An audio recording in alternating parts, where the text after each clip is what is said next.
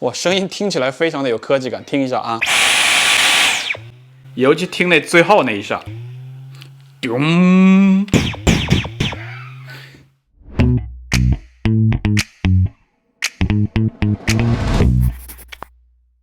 大家好，我是尤藏，好久没有在我的视频频道给大家做开箱的视频了。今天呢，正好有一个大件儿，给大家做一个开箱的 video， 走起。那物品呢是 Dyson V11版本的无绳的吸尘器。那 Dyson 呢实际上是吸尘器里边的特斯拉。包装呢就这个样子，外包装。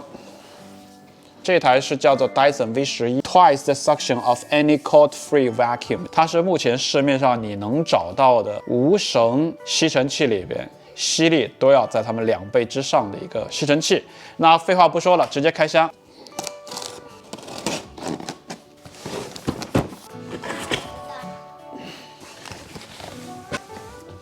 开箱之后的包装就这个样子，在外边呢会有一个让你扫描二维码，作用呢的第一个是激活你的质保，第二个是里边有很多使用说明的一些视频可以去观看，以及可以获得官方的一些服务的选项。这边是有一份信封里边装好的文档 ，5 good reasons to register today。让你注册你的产品，非常简单的 Dyson V11的一份说明书。那看看里边都有什么？一个吸小的面积的一个吸力的配件，另外一个吸小面积的配件和吸狭长处的，像沙发的缝隙啊、汽车座位的缝隙啊，可以用到这个。一个 Dyson 的延长杆，中间的一个长吸管小零件，这应该是一个挂墙式的充电的支架。怎么去安装这个挂墙式的充电支架的一个说明书，大家可能非常熟悉的 Dyson 的适配器，附着在地面吸尘的这个吸头，最通用的一个吸头，这个家庭用的另外一个吸力方式的小的吸头，最后最重要的也就这个了。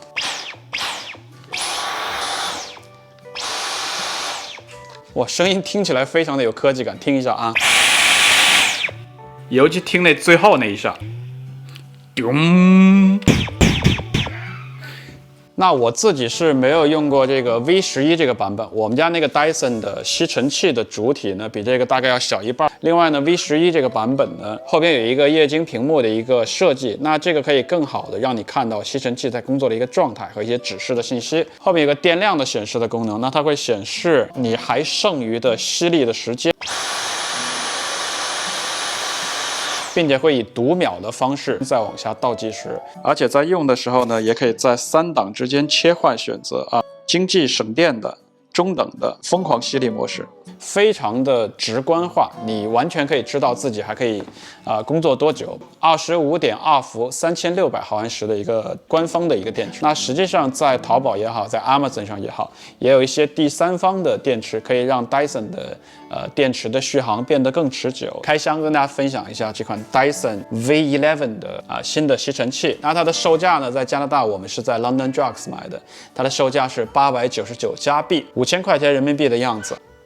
好了，基本上今天的视频呢，就跟大家去开箱了一下。那因为也不是我的东西，我就不为大家演示在家里边吸尘的一些画面了。给我的感觉呢，就是无绳非常的方便。那你让我在选择无线和有线吸尘器的时候，那我自己会更偏向于无线的吸尘器。第二一点呢，就是 Dyson 的吸力之强劲是有目共睹的。第三点给我印象比较深刻，就是这款的背后电量的液晶显示是非常的有帮助。对于使用过 Dyson 的来说，那是解决了之前没有电量显示的一个痛点除此之外呢，整个的做工和 V11 配的各种吸头，我是觉得也比较的丰富，可以应对家庭和车载等等不同的一些吸力的环境的需求。我把 Dyson V11 官网的链接也放在了下边。那今天的视频呢，就到这边结束了，感谢你的收看，我们下期再见，拜拜。